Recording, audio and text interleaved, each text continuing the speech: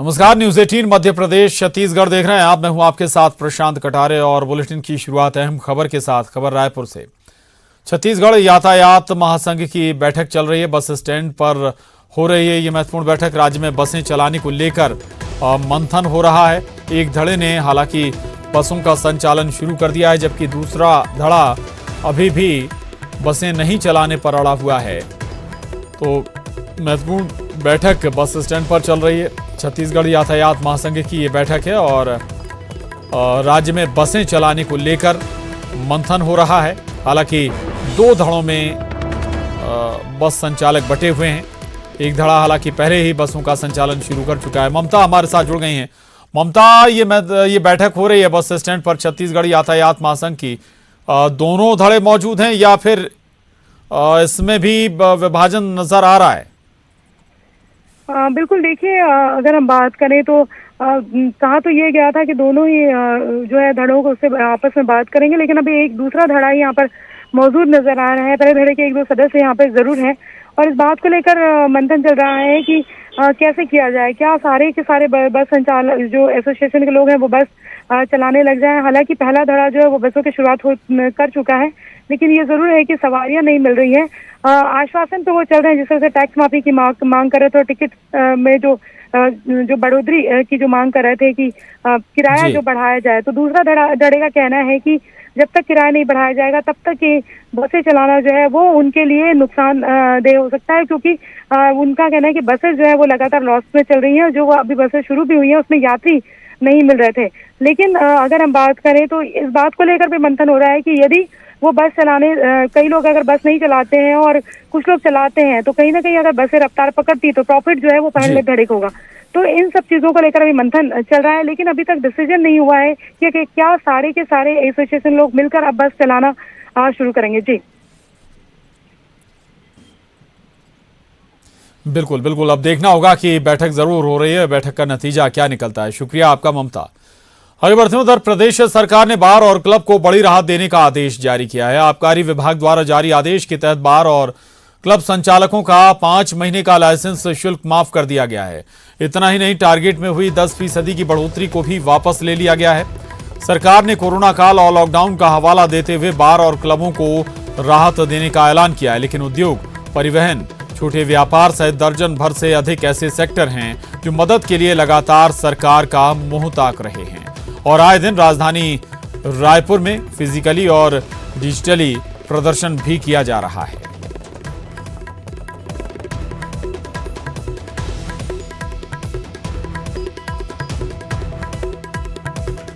आपको देना ही है, लाभ देना है, तो जो जनहित के कार्य में लगे हुए हैं उनकी आप माफी दीजिए ना। आप क्यों नहीं हॉस्पिटल्स का संपत्ति कर माफ कर देते, क्यों नहीं उनका बिजली बिल माफ कर देते। ऐसे कई विषय, एडवर्टाइजमेंट इंडस्ट्री है वो भी तो नहीं चल रही है, फिर भी नगर निगम बकायदा उनसे किराया लिया जा रहा है उनसे। तो देखिए, ये आप डिस्क्रिमिनेशन नहीं करिए। मुझे तो ऐसा लग रहा है कि कोई विशेष वर्ग को आप फायदा पहुंचाना चाहते हैं, ये ठीक नहीं है। और देना ही है तो दीजिए, उनकी इंडस्ट्री भी तकलीफ आई है, लेकिन आंशिक रूप से दीजिए। 10%, 20%, 25%, 50%, लेकिन 100% फीस माफ करना कतई उचित और न्याय संगत मुझे नजर नहीं आता। छत्तीसगढ़ राज्य पूरी तरह से कोरोना की गिरफ्त में आ चुका है। लगातार यहाँ पर मौतें हो रही है और सबसे शर्मनाक बात यह है कि अब भूख से भी मौत होने लगी है। गांव गरीब किसान मजदूरों के पास काम नहीं है। बड़े उद्योग, लघु उद्योग, ये सारे उद्योग आज बंद पड़े हैं। इनको एक राहत की उम्मीद थी, जो सरकार ने इनको राहत नहीं दी। लेकिन शराब पिलाने वाली जो संस्था है, जो क्लब है, बार है, इनके करोड़ों रुपए की फीस की माफ़ी कर दी गई है। लाइसेंस फीस को माफ़ कर दिया गया है। ये शराब पिलाने वाले जो लोग, शराबबंदी की बात कहने वाले लोगों का वास्तविक चरित्र को दर्शाता है। देखिए, कोरोना काल में सभी प्रकार के उद्योग धंधों व्यवसायों में मंदी आई है। बार, रेस्टोरेंट और क्लब संचालकों को तो लॉकडाउन के कारण बड़े लंबे समय तक अपना व्यवसाय बंद करना पड़ा।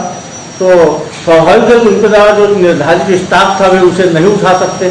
इसके अलावा उनके लाइसेंस फीस जमा करने में भी दिक्कतें आ रही थी। तो बार संचालकों ने सरकार से मांग किया था कि उन्हें उनमें कुछ रियायत दी जाए। सरकार ने उनकी मांग पर सहानुभूतिपूर्वक विचार करके उन्हें लाइसेंस फीस में भी छूट दी है। इसके अलावा जो निर्धारित मात्रा में स्टाफ उठाना था उसमें भी कटौती की गई है। तो इसका लाभ बार संचालकों को मिलेगा और स्वाभाविक है कि जो उन्हें परेशानी हो रही थी वो परेशानी। वहीं कोरोना संक्रमण के लिहाज से बुधवार का दिन बेहद ही खराब रहा। कोरोना संक्रमण के मामले में बुधवार को छत्तीसगढ़ और राजधानी रायपुर में नए रिकॉर्ड बने 24 घंटे में, जहां एक ओर प्रदेश भर में 2296 नए मरीज मिले तो वहीं दूसरी ओर राजधानी रायपुर में 978 नए मरीजों के मिलने का रिकॉर्ड बन गया। नए आंकड़ों के साथ ही प्रदेश में कोरोना पीड़ितों की कुल संख्या 35,000 के पार पहुंच गई। प्रदेश में कुल कोरोना पीड़ितों की संख्या 35,683 हो गई है, तो वहीं एक्टिव मरीजों की संख्या बढ़कर 17,164 हो गई। जबकि कोरोना से अब तक 299 लोगों की मौत हुई और 18,220 मरीज कोरोना को मात देने में सफल रहे। इंतजाम के तमाम दावों के बीच कोरोना का बेकाबू होता संक्रमण बताने के लिए काफी है कि आने वाले दिनों में स्थिति और भी भयावह होगी।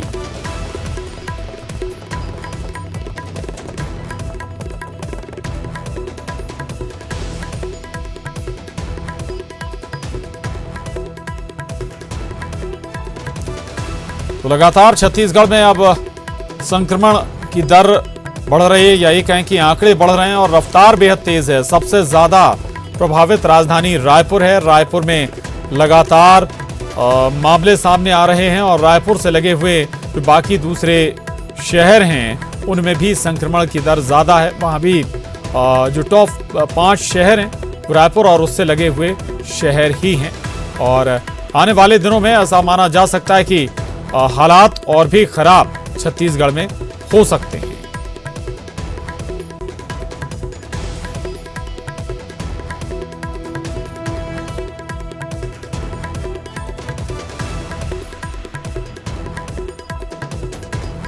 और सागर से इस वक्त की सबसे बड़ी खबर, जहां बेकाबू ट्रक रेलवे क्रॉसिंग को तोड़ते हुए वाहनों से जा भिड़ा। तेज रफ्तार ट्रक की चपेट में 2 वाहन आए, साथ ही एक महिला भी चपेट में आ गई, जिसमें महिला की मौके पर ही मौत हो गई। हादसे की ये पूरी तस्वीरें सीसीटीवी में कैद हो गई। ये हादसा सागर के जरुआ खेड़ा रेलवे फाटक पर हुआ है। तो सागर का मामला है, ये तस्वीरें देख सकते हैं आप। बेकाबू ट्रक तेज रफ्तार से एक ट्रक रेलवे फाटक को तोड़ता हुआ कई वाहनों से आ भिड़ा और इस हादसे में एक महिला भी चपेट में आ गई। इस दौरान महिला की मौके पर ही मौत हो गई है। ये तस्वीरें सामने आई हैं सागर से और सीसीटीवी में ये पूरा घटनाक्रम कैद हो गया। ये देख सकते हैं आप तस्वीरें एक बेहद ही तेज रफ्तार ट्रक, बेकाबू ट्रक रेलवे फाटक को तोड़ता हुआ, रेलवे क्रॉसिंग को तोड़ता हुआ वाहनों से जा भिड़ा और तेज रफ्तार ट्रक की चपेट में जहां 2 वाहन आए वहीं एक महिला भी इसके चपेट में आ गई, जिसमें महिला ने मौके पर ही दम तोड़ दिया। और इस हादसे की ये पूरी जो तस्वीरें हैं ये सीसीटीवी में कैद हो गई। और ये दूसरी तस्वीर भी देखिए आप, हादसे के बाद की तस्वीरें। आखिर क्या हाल हुआ? 2 वाहन दरअसल चपेट में आए थे इस तेज रफ्तार ट्रक के, जो रेलवे क्रॉसिंग तोड़कर 2 वाहनों को जिसने जोरदार टक्कर मारी थी। एक महिला की इसमें मौत भी हो गई थी। पहली तस्वीर सीसीटीवी की तस्वीरें जब ये पूरा घटनाक्रम हुआ। बेकाबू ट्रक, बेहद तेज रफ्तार में ये ट्रक रेलवे क्रॉसिंग को तोड़ता हुआ 2 वाहनों से भिड़ जाता है। दोनों वाहनों को जबरदस्त नुकसान पहुंचाता है और इसके अलावा एक महिला की भी इस हादसे में मौत हुई है। और देख सकते हैं रफ्तार बेहद ज्यादा रही इस ट्रक की। ड्राइवर ने ट्रक पर से काबू खो दिया और यही नतीजा रहा कि ट्रक बेकाबू हो गया। रेलवे क्रॉसिंग को भी उसने तोड़ा, रेलवे फाटक को भी तोड़ा, 2 वाहनों को भी जोरदार टक्कर मारी। नतीजतन इस हादसे में एक महिला भी चपेट में आ गई ट्रक के और उसकी मौके पर ही मौत हो गई है। बेहद ही गंभीर हादसा ही। एक्सक्लूसिव तस्वीरें आपके टीवी स्क्रीन पर सागर से ये तस्वीरें सामने आई हैं। ट्रक बेकाबू हो गया। बताया जा रहा है कि ट्रक की रफ्तार बेहद ज्यादा थी और जो ड्राइवर था वो ट्रक को काबू में नहीं कर पाया और आखिरकार रेलवे फाटक को तोड़ता हुआ 2 वाहनों से जा टकराता है। सीसीटीवी में यह घटना कैद हुई है। ये तस्वीरें देख पा रहे हैं आप और दर्दनाक ये कि एक महिला की जान भी इस हादसे में चली गई है। सागर से ये तस्वीरें सामने आई हैं। जरुआ खेड़ा के पास यह हादसा हुआ है रेलवे फाटक पर, और हालांकि जो ये हादसा है सीसीटीवी कैमरा जिसमें कैद हुआ, ये तस्वीरें भी देख सकते हैं। एक शख्स वहां से भागता हुआ, जान बचाता हुआ भी नजर आ रहा है। जैसे ही उसने देखा कि बेहद तेज रफ्तार ट्रक आगे बढ़ रहा है, टक्कर मारता हुआ शख्स वहां से भागा, लेकिन एक महिला वाहनों की चपेट में आ गई। मौके पर ही उसने दम तोड़ दिया। 2 वाहनों को टक्कर मारी थी इस ट्रक ने।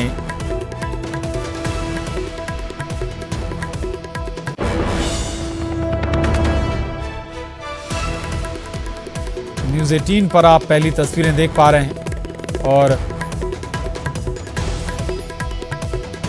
हालांकि वास्तविक वजह क्या रही ये अभी तक साफ नहीं हो पाया है। क्यों ये जो ट्रक है वो बेकाबू हो गया? क्या अब रेलवे फाटक से पहले आखिर ड्राइवर ने रफ्तार कम क्यों नहीं की इस ट्रक की, ये भी सवाल है।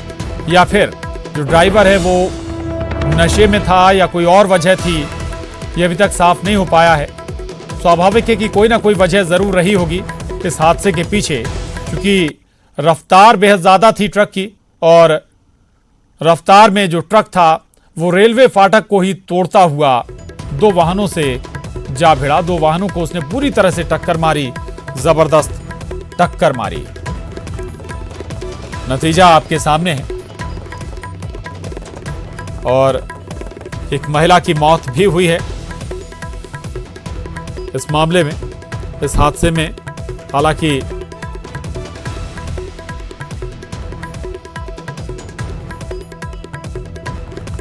ये देख सकते हैं आप, जैसे ही रफ्तार में ट्रक आता हुआ नजर आया, एक शख्स वहां से भाग भी खड़ा हुआ, नहीं तो वो भी चपेट में आ सकता था। हालांकि एक महिला जरूर इस ट्रक की चपेट में आ गई, मौके पर ही उसने दम तोड़ दिया। ये एक्सक्लूसिव तस्वीरें हैं, सागर से सामने आई हैं। जरुआ खेड़ा रेलवे फाटक के पास यह हादसा पेश आया है, और हादसे में एक की मौत हुई है। हालांकि ये अभी तक बहुत हद तक क्लियर नहीं है कि ट्रक इतनी रफ्तार में क्यों था। जब सामने रेलवे क्रॉसिंग थी, फाटक लगा हुआ था, तब रफ्तार ट्रक की कम क्यों नहीं की गई ड्राइवर के जरिए?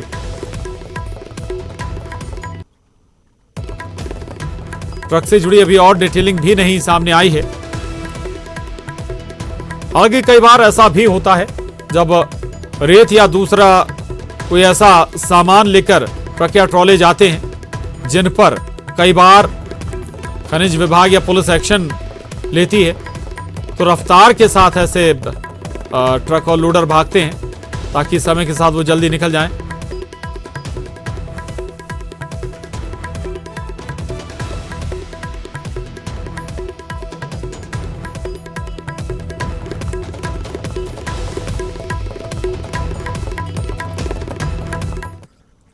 आगे बढ़ते हैं, खबर आगर मालवा से है। आगर मालवा में भी सड़क हादसा हुआ है। बाइक और कार में आमने सामने की भिड़ंत हो गई। बाइक सवार एक शख्स की मौत हो गई है, जबकि 2 लोग गंभीर रूप से घायल हैं, जिन्हें जिला अस्पताल में भर्ती कराया गया है।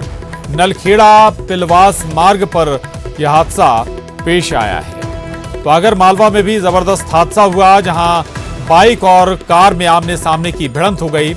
इस हादसे में बाइक सवार एक शख्स की मौत हो गई, जबकि 2 लोग गंभीर रूप से जख्मी हुए हैं, और इसके बाद इन्हें जिला अस्पताल में रेफर किया गया है बेहतर इलाज के लिए। ये तस्वीरें देख पा रहे हैं, बाइक और कार की आमने सामने की भिड़ंत थी।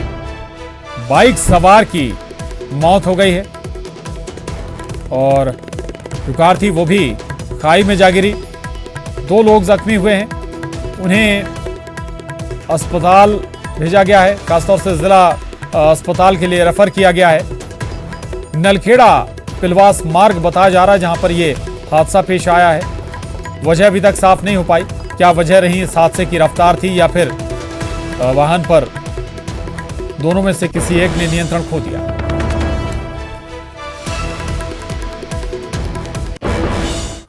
तो ये तस्वीरें आप देख पा रहे थे, ये आगरमालवा से तस्वीरें जहां पर कार और बाइक सवार की आमने सामने की भिड़ंत हो गई। आपको ये भी बता दें कि इसमें बाइक सवार की मौत हो गई। वक्त एक छोटे से ब्रेक का है, फौरन लौटेंगे। और ब्रेक के बाद अगली खबर का रुख कर रहे हैं। आरोग्य सेतु ऐप में राजधानी वासियों को डराने वाले आंकड़े सामने आए हैं। बुधवार को कलेक्ट्रेट परिसर के 10 किलोमीटर की रेंज में 17,294 लोगों ने संक्रमितों के संपर्क में आने की बात बताई, जो अपने आप में बहुत बड़ा आंकड़ा है। दरअसल कलेक्ट्रेट परिसर के 10 किलोमीटर की रेंज में मुख्यमंत्री निवास, सभी मंत्रियों के निवास, IAS, IPS, IFS सहित VVIP के बंगले हैं।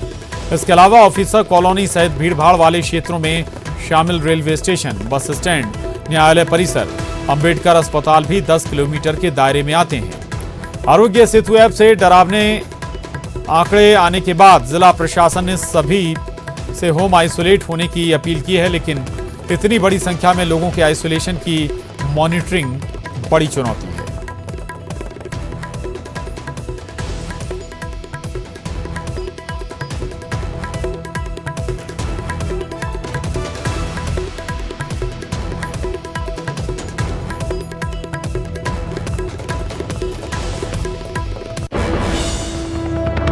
आगे बढ़ते हैं। कोरोना काल का हवाला देते हुए विश्वविद्यालयों की ओर से फर्स्ट ईयर में एडमिशन के लिए एक बार फिर से ऑनलाइन पोर्टल खोल दिया गया। विश्वविद्यालय की ओर से इस बार प्रवेश के लिए 8 सितंबर तक का मौका दिया गया। इससे पहले 2 चरणों में हुए आवेदन के बाद भी अधिकांश कॉलेजों में आधी सीटें नहीं भर पाईं। तो वहीं निजी कॉलेजों में भी प्रवेश की दर बेहद कम रही। यही वजह है कि प्रदेश के सबसे बड़े रविशंकर विश्वविद्यालय में एडमिशन के लिए 8 सितंबर तक का मौका दिया गया है। इससे पहले हुए आवेदनों में नंबरों के आधार पर 5 सितंबर को मेरिट लिस्ट जारी की जाएगी।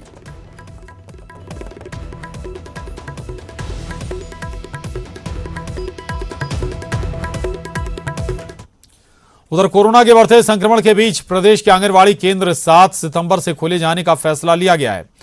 बीते 14 मार्च से प्रदेश के आंगनवाड़ी केंद्र बंद हैं। राज्य सरकार ने इस कदम के लिए कुपोषण को कारण बताया है। राज्य सरकार ने इस संबंध में दिशा निर्देश जारी किए हैं।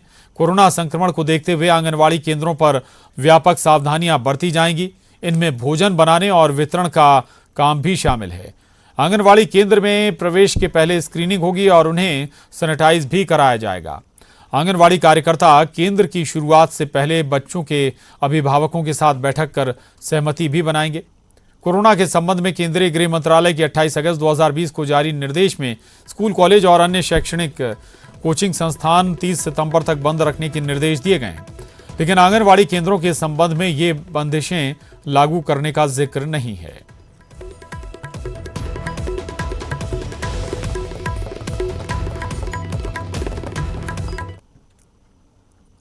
वहीं छत्तीसगढ़ में कल से 3 स्पेशल ट्रेनें चलेंगी। अप डाउन करके ये 6 ट्रेनें होंगी और दुर्ग अंबिकापुर के बीच 29 सितंबर तक ट्रेन चलेंगी। अंबिकापुर दुर्ग ट्रेन 30 सितंबर तक चलेगी।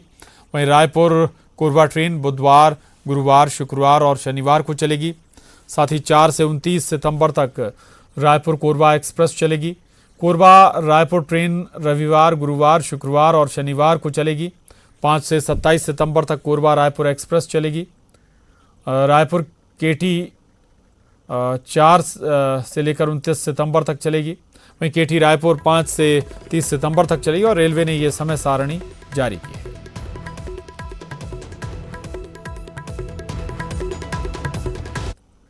स्पेशल ट्रेन दौड़ेगी और राजधानी रायपुर में के जो रेलवे स्टेशन है मैं उसको लेकर वहाँ पर इसकी तैयारी भी की गई है। रेलवे बोर्ड ने लोकल ट्रेन परिचालन को अनुमति दी है।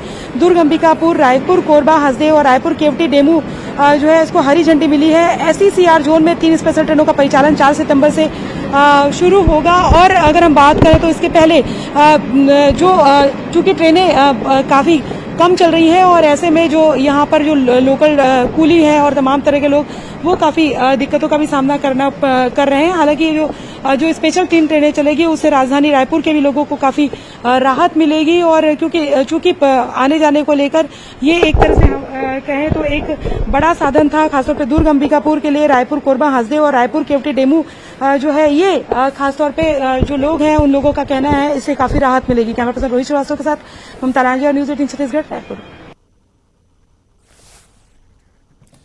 और आगे बढ़ते हैं, उधर नवा रायपुर में नए विधानसभा भवन के शिलान्यास के बाद नवा रायपुर के सेक्टर 24 में बनने वाले नए राजभवन के डिजाइन को फाइनल कर दिया गया है। भवन की डिजाइन को लेकर 7 महीने से निर्माण कार्य ठप्प था, लेकिन अब कुछ ही दिनों बाद यहां नींव खोदने का काम शुरू हो जाएगा।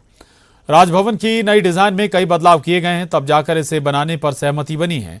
नए राजभवन में 375 लोगों की क्षमता वाला दरबार हॉल बनाया जाएगा।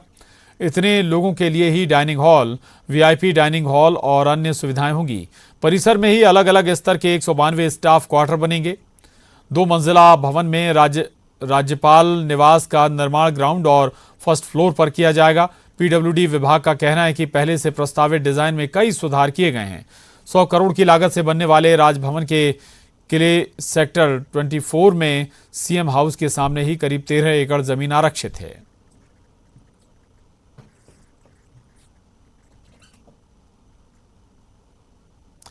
उधर बलरामपुर जिले में विशेष संरक्षित जनजाति के 2 साल के बच्चे की कुपोषण से मौत मामले में सियासत शुरू हो गई है। बीजेपी ने सरकार पर कुपोषण से निपटने में फेल होने का आरोप लगाया। बीजेपी प्रवक्ता सच्चिदानंद उपासने का कहना है कि सरकार के दावे और हकीकत में बहुत फर्क है। एक ओर कांग्रेस सरकार प्रदेश में कुपोषण के खिलाफ अभियान चला रही है, वहीं दूसरी ओर 2 साल के बच्चे की मौत हो जाती है। कांग्रेस सरकार अपना बचाव कर रही है, वहीं कांग्रेस बीजेपी सरकार के दौरान कुपोषण की भयावह स्थिति की याद भी दिला रही है, तो जांच के बाद कार्रवाई की बात भी कह रही है।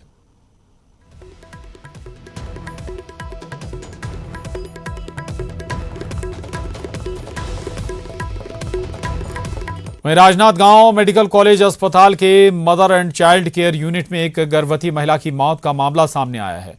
परिजनों ने अस्पताल प्रबंधन और डॉक्टर पर लापरवाही का आरोप लगाकर जमकर हंगामा किया। पुलिस प्रशासन की समझाइश के बाद परिजन शव लेकर गांव रवाना हुए। खैरागढ़ थाना क्षेत्र के भरदा कला गांव की निवासी 23 साल की गर्भवती महिला सरिता साहू को मंगलवार रात मेडिकल कॉलेज अस्पताल में भर्ती कराया गया था। परिजनों का आरोप है कि महिला दर्द से तड़पती रही, लेकिन किसी डॉक्टर ने उसे नहीं देखा, जिसकी वजह से जच्चा बच्चा दोनों की मौत हो गई।